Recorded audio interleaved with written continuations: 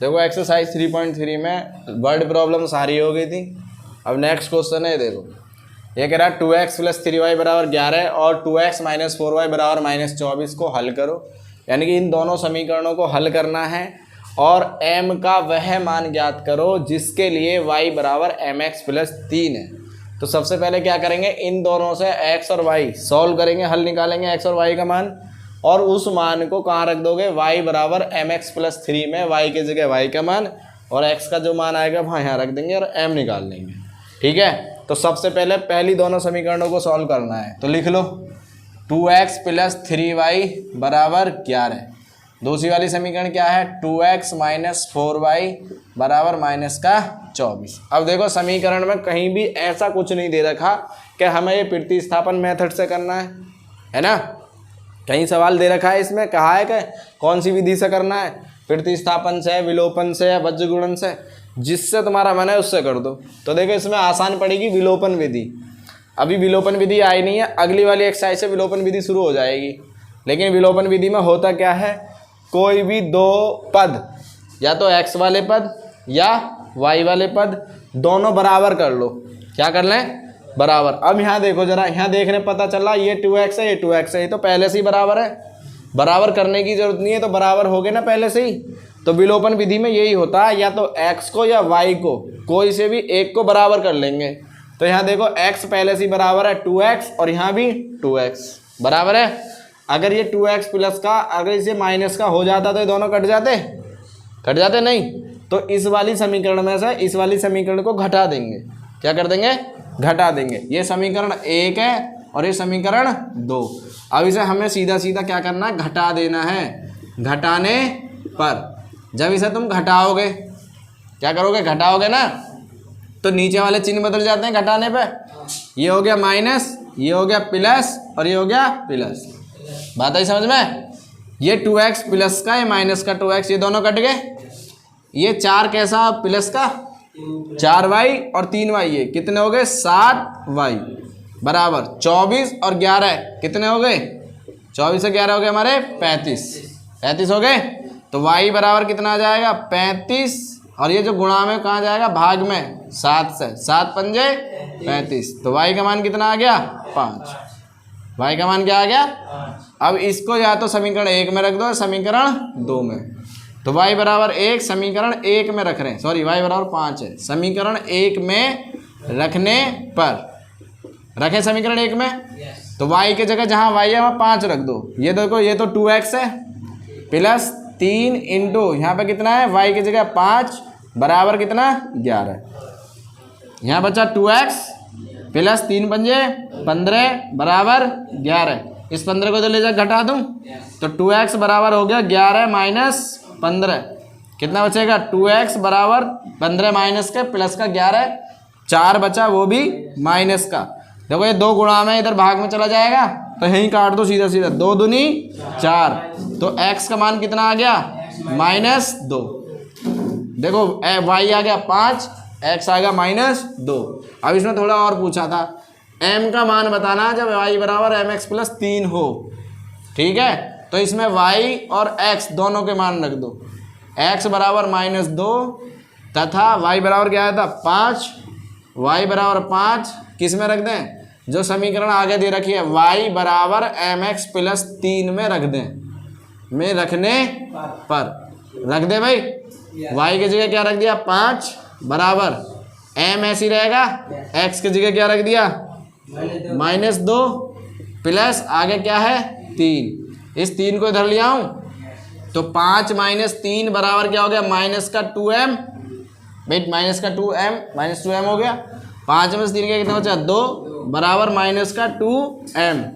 तो m बराबर क्या हो जाएगा, इस 2 से 2 कट जाएगा नहीं एक बार, तो ये काम करो डिवाइड में ले जाओ।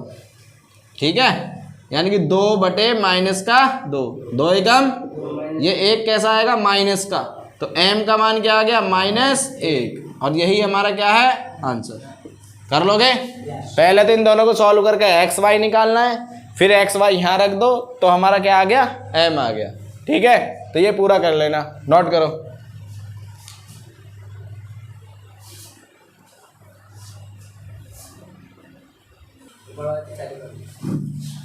देखो सवाल नंबर 4 पे आ गए थे 2x प्लस वाई बराबर 23 और 4x माइनस वाई बराबर 19 है, तो 5y माइनस 2x और y बटे x माइनस 2 का मान बताना है।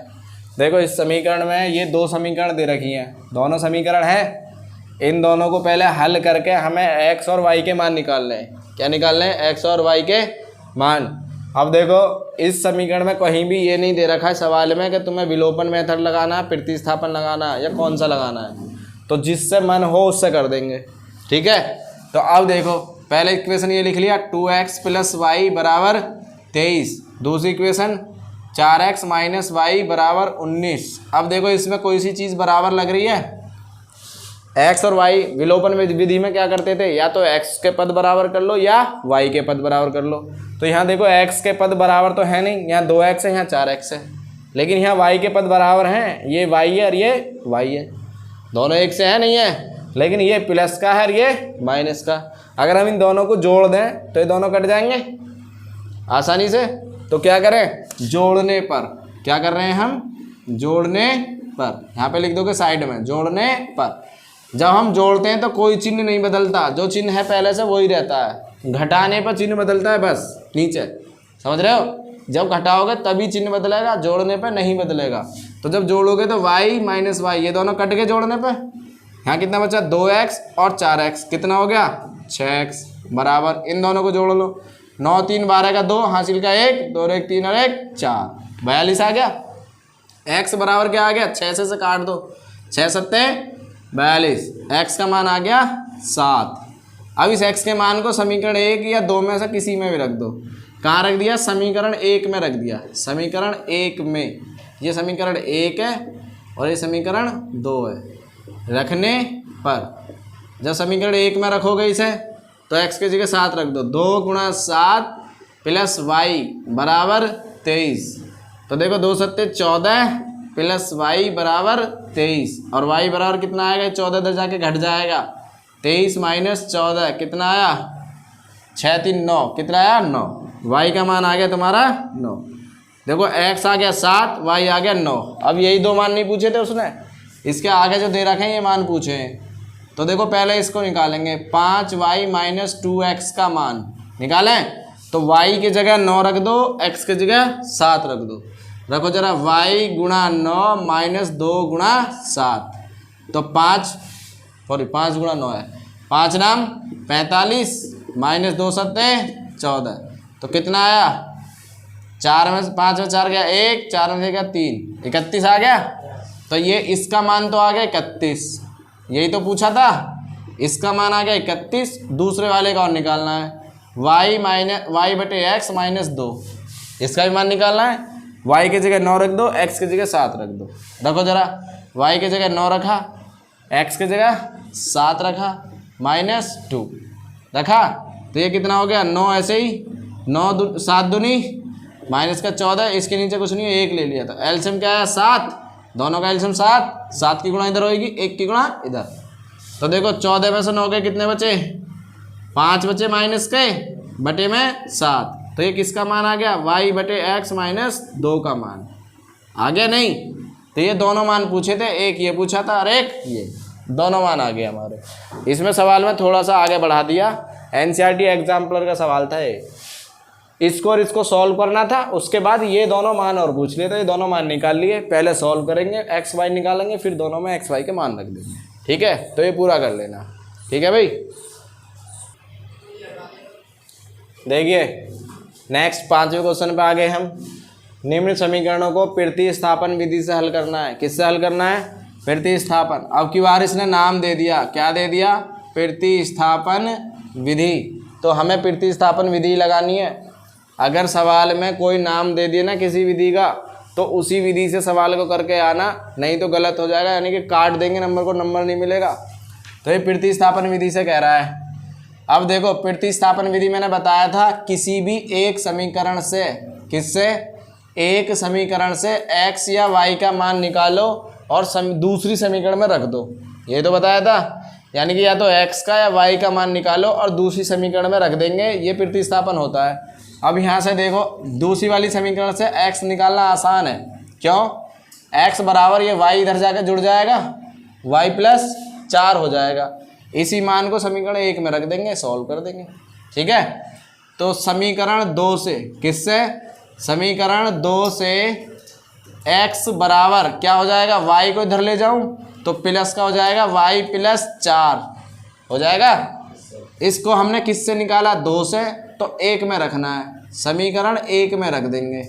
समीकरण 1 में रखने पर भाई इसे समीकरण 1 में रख दो, x की जगह y+4, तो जहाँ x आ रहा था वहाँ क्या कर दिया, y+4, यहाँ क्या था, y बराबर 14, यही तो दे रखा है। y और y कितना हो गया, 2y, ये 14 उधर जाके, 4 उधर जाके घट जाएगा 14 में से, 14 - 4, तो यहाँ बचा 2y बराबर 14 में 4 का कितना बचा, 10, 2 से कितनी मार कटा, 5, तो y का मान कितना आ गया भाई, 5 आ गया मान y का। अब y का मान 5 है तो x का यहाँ रख दें इसे, x बराबर क्या हो जाएगा, y+4 है ना x बराबर, तो y की जगह रख दो 5, 5+4, तो x का मान कितना हो गया, 9 आ गया मान, प्रतिस्थापन विधि से हो गया। ठीक है, अब देखो ये अगर प्रतिस्थापन विधि ना कहता तो विलोपन विधि से बहुत आसान हो जाता, y और y दोनों कट जाते जोड़ने पे, x और x 2x हो जाता, 14 और 4 18 हो जाता, 2 से 18 कट जाता 9 बार, आंसर 9 आ गया x का। ऐसे ही तो आता, लेकिन इसने कह दी प्रतिस्थापन विधि से करना है, तो प्रतिस्थापन विधि ही लगानी है, समझ गए। अब देखो सेकंड, ये तो इक्वेशन फर्स्ट है, ये इक्वेशन सेकंड है। अब यहाँ से देखो कहाँ से निकालने में, s का या t का मान कहाँ से निकालने में आसान पड़ेगा, पहली वाली इक्वेशन से। भाई ये वाली इक्वेशन से आसान से निकल जाएगा, s बराबर क्या हो जाएगा, t इधर जाकर जुड़ जाएगा, इसके जैसा तो है। तो समीकरण 1 से, किससे, समीकरण 1 से s बराबर t इधर जाकर जुड़ जाएगा, t+3 निकाल लिया। किस में रखना है, समीकरण 2 में रखना है। समीकरण 2 में रखने पर भाई जहाँ s आ रहा है वहाँ t+3 रख दो, क्या रख दें, t+3 यहाँ पर, तो ये हो गया t+3, s के जिगर बटे में क्या है 2, प्लस यहाँ क्या है t/2 बराबर 6। देखो दोनों का हर समान है तो ऊपर वाले सीधे सीधे जुड़ जाएंगे, तो नीचे आ गया 2, हर तो समान है 2 आ गया, तो ऊपर वाला सीधा जुड़ गया, t+3 प्लस आगे वाला t बराबर 6। इसके नीचे 1 मान लो, इस 1 की गुणा इधर, 2 की गुणा इधर, तो t और t कितना हो गया, 2t + 3 बराबर 2 की गुणा 6 में होएगी, तो कितना हो जाएगा, 2 छिक्का 12। तो देखो 2t + 3 बराबर 2 छिक्का कितना हो गया, 12, तो 2t बराबर 12 - 3, तो ये बचा 2t बराबर 9, और t बराबर क्या आ गया, 2 जो है इसके डिवाइड में आ जाएगा, 9/2। t का मान क्या आ गया, 9/2।